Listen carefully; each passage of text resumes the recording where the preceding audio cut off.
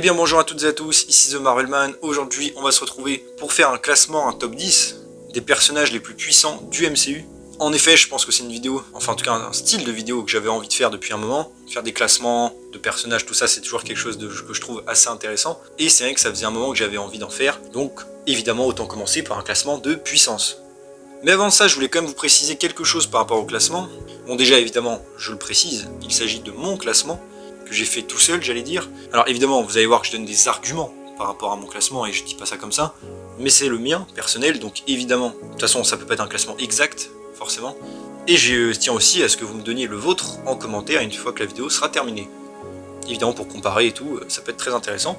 Je tiens aussi à préciser 2-3 trucs. Déjà que c'est un classement qui se base vraiment sur la puissance pure et les capacités de destruction des personnages en général. C'est pour ça par exemple que je vais exclure certains personnages, comme par exemple Kilgrave. Kilgrave qui était le méchant de Jessica Jones, et qui est, j'allais dire sur le papier, un des personnages les plus puissants du MCU. Son pouvoir marche sur tous les êtres humains, les aliens on ne sait pas. Par conséquent, il pourrait très bien contrôler Wanda Maximoff et détruire toute la planète. Vous voyez ce que je veux dire? Techniquement, il est au-dessus, hein. Mais, comme vous le savez, c'est un petit peu compliqué encore une fois de faire toujours des classements comme ça, parce que tout dépend encore une fois du pouvoir du personnage. Je veux dire, Kilgrave est vulnérable évidemment aux attaques physiques, Wanda l'est beaucoup moins, mais pourtant il pourrait techniquement la contrôler, bref, c'est compliqué. Donc j'ai volontairement, comme j'ai dit, exclu certains personnages.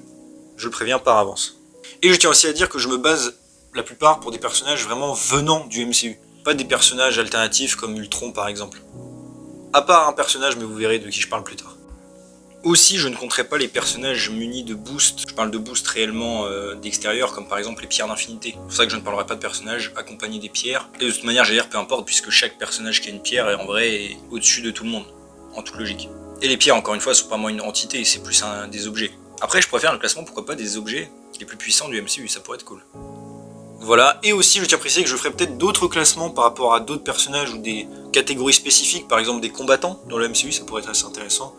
Bref, franchement il y a de quoi faire avec les classements de personnages. Mais allons-y tout de suite. En numéro 10, on commence avec un personnage, il s'agit de Surtur. Surtur qui est apparu dans Thor Ragnarok, le démon de Muspelheim, que j'ai mis à cette 10ème place.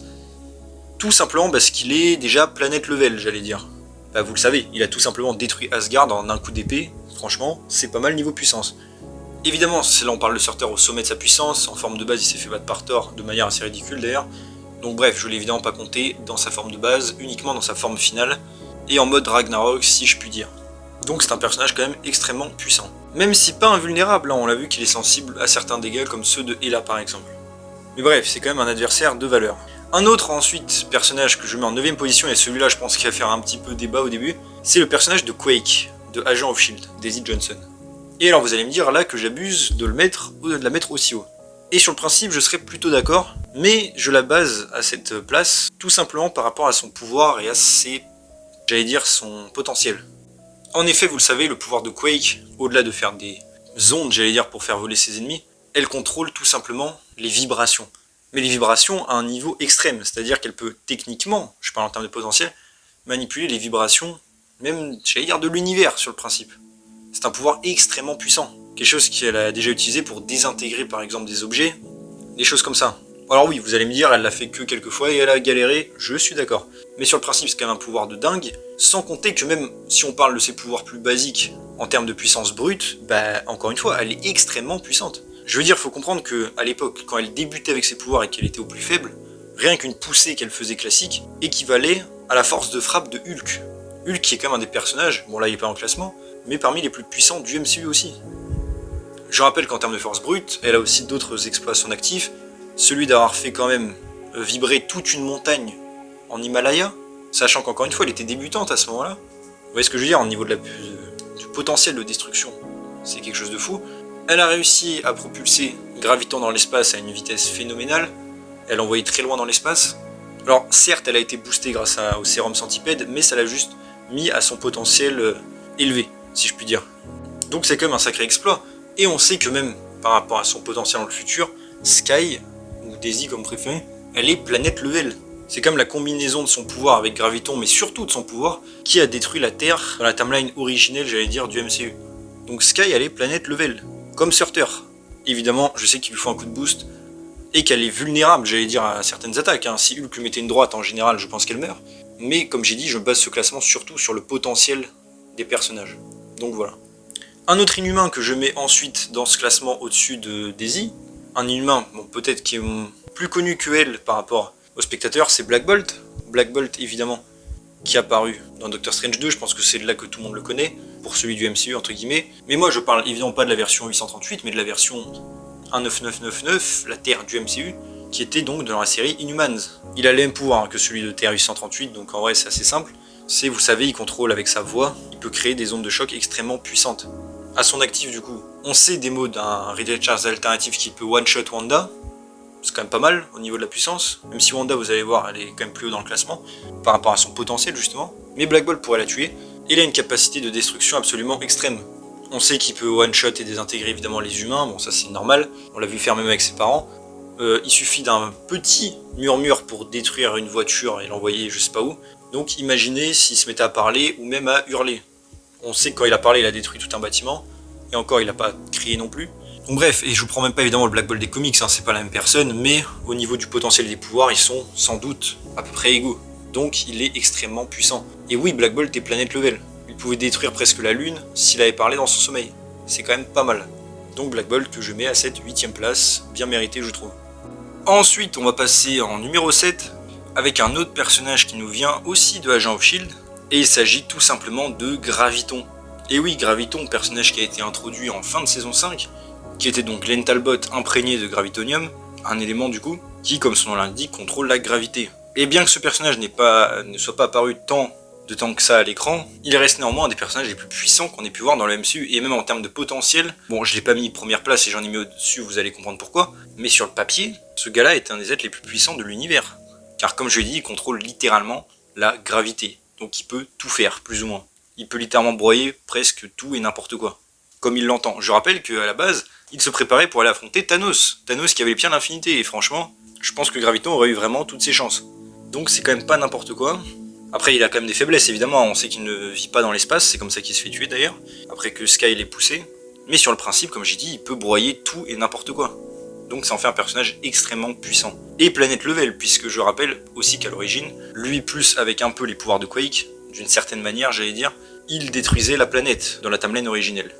Donc vraiment, Graviton n'est pas à prendre à la légère, et c'est un des êtres les plus puissants sur le papier du MCU. Et même dans les faits, puisqu'on l'a vu faire des choses impressionnantes. Ensuite, on passe en numéro 6 avec un personnage bien connu et bien apprécié évidemment. J'ai mis ici Scarlet Witch, donc Wanda Maximoff, la sorcière rouge. Et alors oui, sur le papier, comme j'ai dit, c'est pour ça que je dis mon classement est un petit peu original, c'est que là je me base encore une fois sur le potentiel des pouvoirs plus que le reste. Car Scarlet Witch sur le papier, en vrai elle se fait broyer en one shot par Graviton, ou même elle peut se faire pulvériser par Black Bolt, ça on le sait. Mais comme je l'ai dit, on prend surtout les capacités en elles-mêmes, et en termes de capacité de destruction, Scarlet Witch est parmi une des plus puissantes, bon déjà dans les comics évidemment, mais même dans le MCU. Elle peut littéralement, vous le savez, réécrire la réalité.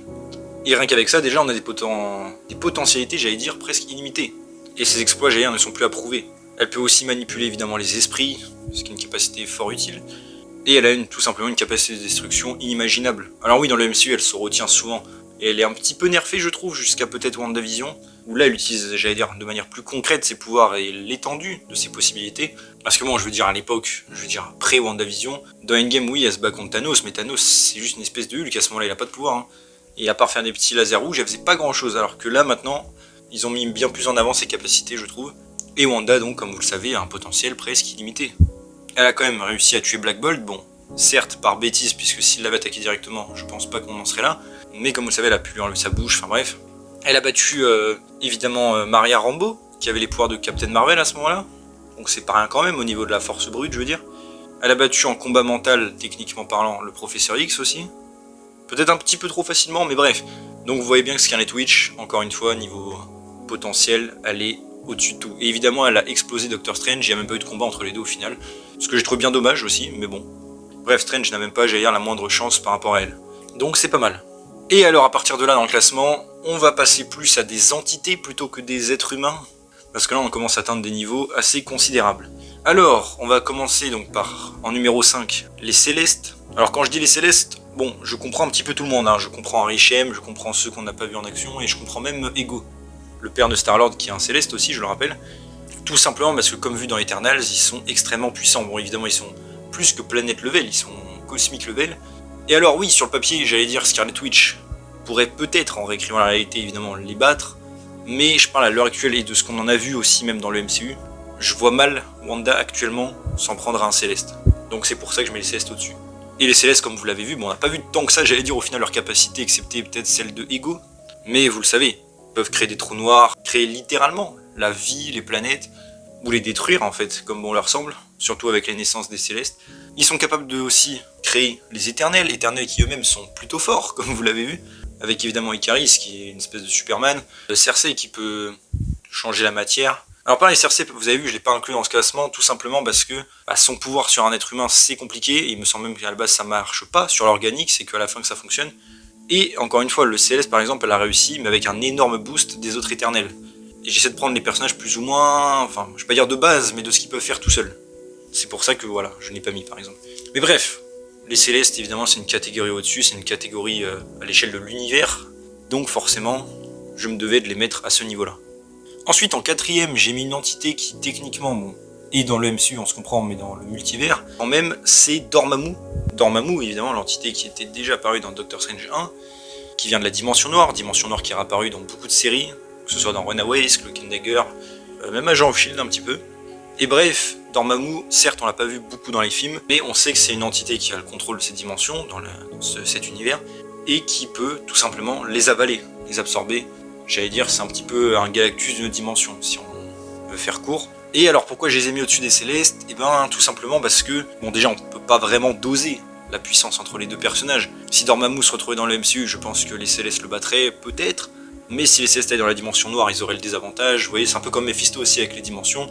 Mais Dormammu, je veux dire, a sa priorité, j'allais dire, dans sa dimension, et il est tout puissant littéralement à l'intérieur, on l'a bien vu. Il peut tout faire, hein, il absorbe, comme j'ai dit, plein d'autres morceaux de dimensions. Il règne en maître, rien ne peut lui opposer. La seule manière qu'a eu Strange de le battre, c'est grâce à une boucle temporelle, et grâce à du chantage, entre guillemets, plus qu'un combat ou du pouvoir. Donc, c'est pour ça que j'ai mis Dormammu ici. Car les Célestes, de ce qu'on sait, même s'ils sont très forts, n'ont pas la main mise sur tout l'univers. Contrairement à Dormammu qui, à lui tout seul, a plusieurs dimensions. Voilà. En troisième, alors là, j'avoue que c'est un petit peu, je vais pas dire de la mauvaise foi, mais basé plus, pas que sur le MCU. J'ai mis Éternité en troisième. Éternité qui est apparue dans Thor Love and Thunder, et qui, je sais, dans les comics, est une des entités les plus puissantes de l'univers, en général. Et alors vous allez me dire, oui, mais les comics, c'est pas le MCU. Et en soi, vous avez raison, je suis totalement d'accord. Le problème, c'est que le Éternité du MCU, pour l'instant, on n'a pas vu faire grand-chose, excepté le fait qu'il peut exaucer, a priori, n'importe quel vœu. Et n'importe quel vœu, c'est quand même un des pouvoirs les plus cheatés qui soit. Ce qui montre que c'est une entité qui a du pouvoir extrêmement puissant. Si elle peut réaliser tout et n'importe quoi, pour moi, en tout cas sur le principe, c'est plus puissant que tout ce qu'on a vu à l'heure actuelle dans l'univers. Excepté peut-être les pierres d'infinité, mais ça c'est des objets, hein, pas des entités. Donc, alors certes, je sais qu'on n'a pas vu tous les pouvoirs d'éternité, on sait juste qu'il pouvait exaucer des vœux, donc je vais dire c'est peut-être un petit peu triché, et je me base un peu aussi sur le perso des comics, mais je pense que l'éternité du MCU n'a rien à envier à son personnage d'origine. Sans compter, c'est vrai que j'ai failli l'oublier, que dans les Gardiens de la Galaxie, on peut voir une fresque représentant l'éternité avec les pierres d'infinité. Alors on se passe vraiment, a priori il les a pas créées, mais en tout cas il a quelque chose à voir avec, donc voilà, comme j'ai dit, ça montre un peu l'ampleur de l'entité. On sait d'ailleurs qu'il y a d'autres entités dans la MCU, mais on les a pas vues, donc je les compte pas. Voilà. Ni même dire le tribunal vivant, hein, qui techniquement, bon déjà on l'a vraiment rien vu faire, et celui de Doctor Strange 2 en fait est une statue, ce n'est pas le vrai, voilà, je tiens à préciser. Ensuite, en numéro 2, pareil, là bon, je vais pas dire je triche un petit peu, mais vous allez voir, c'est assez logique, j'ai mis en numéro 2 Kang. Alors pas un Kang spécifique, les Kang en général, peut-être celui qui demeure en numéro 1, logiquement. Les Kang, pourquoi je les ai mis là? Tout simplement parce que, comme je l'ai dit, c'est une menace multiverselle. Alors vous allez me dire peut-être pourquoi je compte pas aussi Infinity Ultron. C'est vrai que j'aurais pu le mettre, après, là j'ai voulu me baser sur des trucs vraiment apparus dans le MCU, pour le coup Kang sont apparus avec des héros, j'allais dire, de la Terre du MCU, Ant-Man 3 par exemple, c'est plus pour ça que je le compte. Et c'est un perso plus unique aussi que Ultron qui est une version alternative. Donc voilà, mais donc pour revenir au Kang, je les ai mis dans ce classement aussi haut, tout simplement parce que c'est une menace hors univers. Là à l'heure actuelle dans le MCU, c'est une menace multiverselle, alors oui je sais qu'on ne les reverra sans doute jamais, hein, je sais bien, mais à l'heure actuelle, ils sont quand même au-delà du temps, c'est quelque chose d'assez impressionnant. Et ils ont le contrôle, justement, sur le flux temporel. En tout cas, c'est ce qui semble être le cas avec le Conseil des Kang. Mais même si on prend juste celui qui demeure, hein, par exemple, on parle quand même d'un gars qui a réussi à isoler sa timeline, enfin en tout cas la timeline qu'il a choisie, c'est-à-dire la timeline du MCU, Terra 99999, et qu'il a réussi à l'isoler ainsi qu'un groupe de petites réalités alternatives du reste du multivers, le multivers Marvel en général. Et il a créé son propre TVA, ses propres règles, et scripté littéralement toute l'histoire du MCU comme il l'entendait. MCU donc, qui contient aussi, évidemment, Arishem, les Célestes en général, et Éternité. Donc c'est pas rien. Je sais qu'à la base c'est un humain, et je sais bien que face à, j'allais dire même peut-être Scarlet Witch, elle peut le battre en 1v1, mais le truc c'est que grâce à cette technologie, ça en fait un être en dehors du temps, donc voilà. C'est pour ça que je le mets en numéro 2 dans ce classement. Comme j'ai dit, contrôler une timeline entière. Aussi, alors je l'ai pas oublié, il y a un personnage que je gardais exprès un petit peu sans le mettre, c'est le personnage entre guillemets de Alioth, l'entité. Et si je l'ai gardé là et que je le mentionne pas vraiment à une place précise, c'est tout simplement parce qu'il obéit à Kang. Et c'est pour ça que, on va dire, c'est plus son arme qu'une entité à part à l'origine. Je dis bien à l'origine. Et c'est aussi grâce à ça, on va dire que Kang a gagné la guerre multiverselle et est arrivé, en tout cas celui qui demeure, au sommet de l'échelle. Donc évidemment, j'allais dire Alioth mérite sa place aussi dans le classement et gère à cette seconde place pour moi. Mais vu que c'est plus l'arme de Kang qu'une entité en elle-même, à l'origine, en tout cas il obéit à Kang, je mets donc Kang à ce niveau-là et Alioth on va dire au même niveau. Et donc on passe au numéro 1 et je pense que vous l'avez deviné directement. Qui est-ce qui peut être au-dessus de Loki à l'heure actuelle, enfin... Qui est-ce qui peut être au-dessus de Kang dans le MCU à l'heure actuelle? Forcément, le variant de Loki.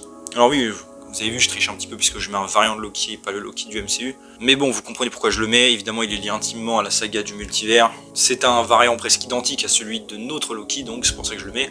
Et pourquoi il est numéro 1, pareil, vous le savez, c'est parce qu'il, désormais, veille sur l'ensemble du multivers.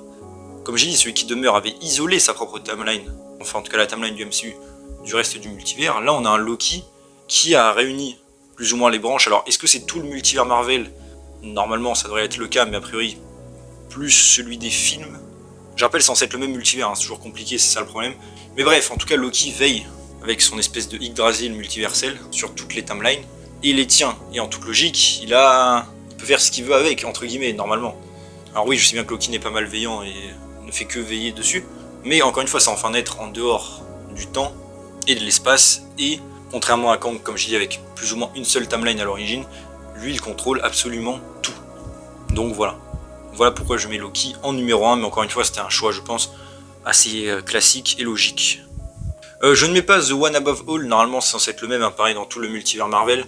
Personnellement je l'ai pas mis parce que bon, pareil, il est dans les comics, tout ça, c'est pas un truc originaire, j'allais dire, de la franchise du MCU.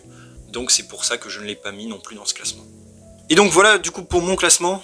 Comme j'ai dit, hein, j'espère que j'ai été assez clair sur mon ordre de puissance. Comme j'ai dit, je pense que j'en ferai d'autres, et d'autres plus peut-être, je vais pas dire appropriés, mais plus par catégorie. Je pense aussi que ça peut être plus intéressant, parce que là, quand tout est mélangé, c'est un peu compliqué, je trouve. Mais voilà, donc dites-moi d'ailleurs si ça vous plaît, hein, que j'en fasse d'autres. Et si vous avez d'ailleurs des sujets, éventuellement aussi de classement, que je pourrais faire, si vous avez des idées que je n'ai pas eues, faites part en commentaire. Et n'hésitez pas vous à me dire, encore une fois, quel est votre classement. Déjà, est-ce que vous êtes d'accord avec le mien? Je pense pour les premières entités, je pense que vous allez être tous à peu près d'accord. Je sais que les autres, comme Quake, peut-être que je l'ai mis un petit peu élevé, mais comme j'ai dit, je parle surtout du niveau de puissance. Certains, comme j'ai dit, que j'ai pas mis non plus. C'est vrai que j'ai pas mis Odin, par exemple. Et le Odin, pareil, si je ne l'ai pas mis, c'est tout simplement parce que dans le MCU, on nous parle de lui, tout ça, mais on ne l'a pas vraiment vu en action, hein. À part affronter les géants des glaces, et encore, c'était surtout hors champ, on l'a pas vu faire grand-chose. Il me paraît pas être aussi puissant que Thor. Enfin, en tout cas, pas plus puissant, en tout cas, à mort. C'est ça que je veux dire, même s'il maîtrise plus de magie que Thor, évidemment. Donc voilà pourquoi je ne l'ai pas mis par exemple. Mais n'hésitez pas donc, comme j'ai dit, à me dire le vôtre en commentaire. Je serais curieux évidemment de le lire. Peut-être qu'il y a des personnages que j'ai oubliés ou que j'ai pas pensé, hein, forcément. Il y a Ghost Rider aussi, hein, par exemple, que j'ai pas mis, alors qu'en vrai, avec son regard, il peut presque one-shot tout le monde. Mais encore une fois, vous avez compris, c'était plus le potentiel de destruction qu'autre chose. En tout cas, voilà, j'espère que la vidéo vous a plu. Donc si c'est le cas, n'hésitez pas à vous abonner, liker, commenter, partager, activer la cloche. À me suivre sur mes réseaux sociaux, mon Discord, vous avez un lien en description. Et on se retrouve bientôt pour une nouvelle vidéo. Salut tout le monde.